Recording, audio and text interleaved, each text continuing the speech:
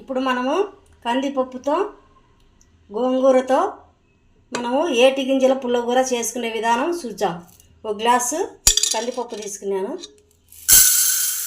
నీట్గా కడుక్కున్నాను.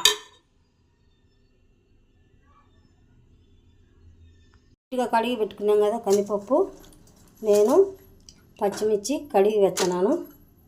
ఒక 15 దాకా తీసుకున్నాను పచ్చిమిర్చి. మీరు తినే కారం బట్టి వేసుకోండి. గోవాకు బాగా 2-3 సార్లు కడిగి పెట్టుకున్నాను. గోవాకి ఇచ్చాను. 2 టమాటాలు తీసుకున్నాను సన్నవి.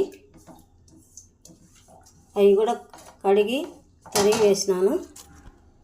ఇప్పుడు కొంచెం చింతపండు, కొత్తిమీర అది వేసినాను. ఇప్పుడు పసుపు, ఒక చిటికెడు పసుపు వేసినాను.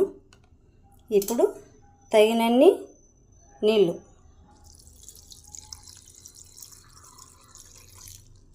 సరిపోతాయి.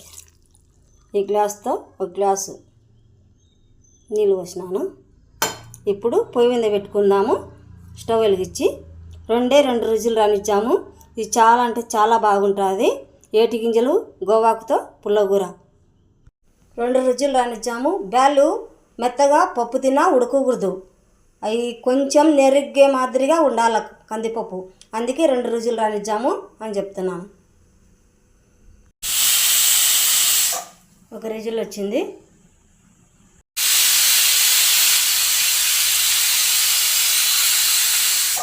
రెండు విజిల్ వచ్చినాయి. స్టవ్ బంద్ చేద్దాం. ఇప్పుడు మూత తీసి చూద్దాము.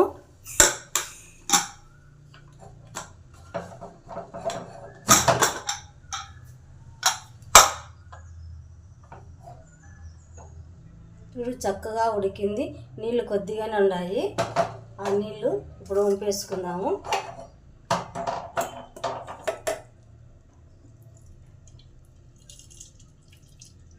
ఈ నీళ్ళు పారేయద్దు, దీంట్లోనే వేసుకుందాము. కొద్దిగా ఉన్నాయి నీళ్ళు. ఇప్పుడు రుచికి తడిపోయిన సాల్టు, పప్పు గుత్తి తీసుకొని మనము ఎనుపుకుందాము. బ్యాళ్ళు ఇట్లా పొట్ల చినగాల, మెత్తగా ఉడకకూడదు. ఇట్లా పప్పు ఎనుపుకుందాం.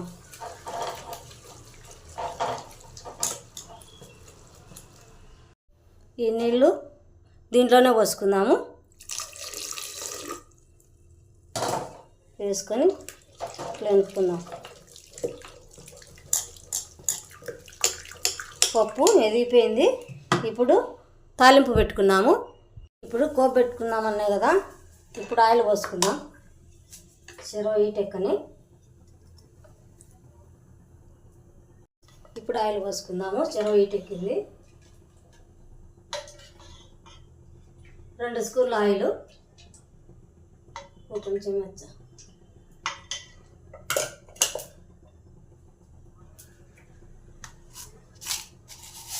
ఇప్పుడు కోపు దించులు 1 స్పూను,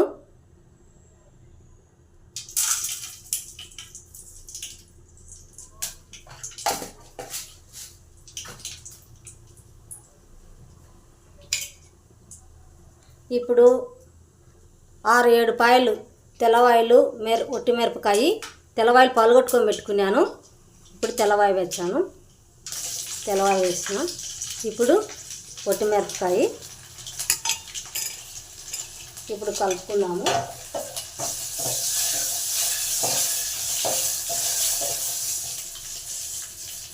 ఇప్పుడు కరివేపాకు, ఆనియన్.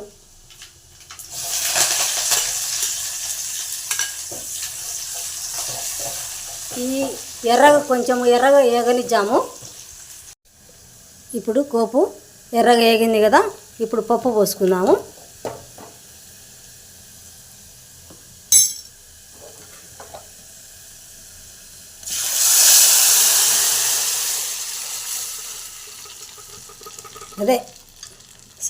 ఏటి గింజల పుల్లగూర. నేను ఈ గవాకులో ఇది తెల్ల గవాకు 1 కట్ట తీసుకున్నాను. 1 గ్లాస్ కందిపప్పుకు. 2 టమాటాలు వేసినాను, పచ్చిమిరపకాయలు ఒక 15 దాకా చేసినాను. చింతపండు ఎందుకు వేసినానంటే పులుపు లేదు కాబట్టి తెల్లగవాకు ఒక పిచ్చ చింతపండు వేసినాను. మీరు కూడా ఇప్పుడు స్టవ్ బంద్ చేస్తాము.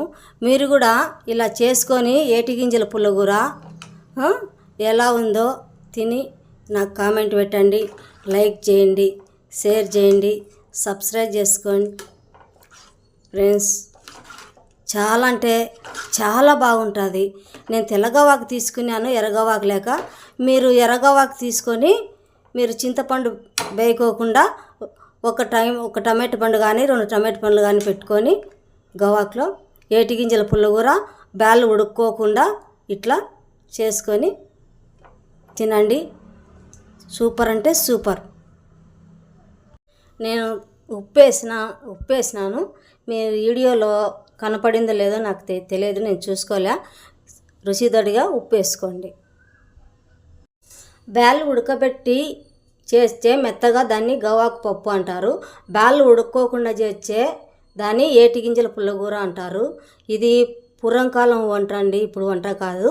మీరు కూడా చేసుకొని తినండి. చాలా అంటే చాలా బాగుంటుంది.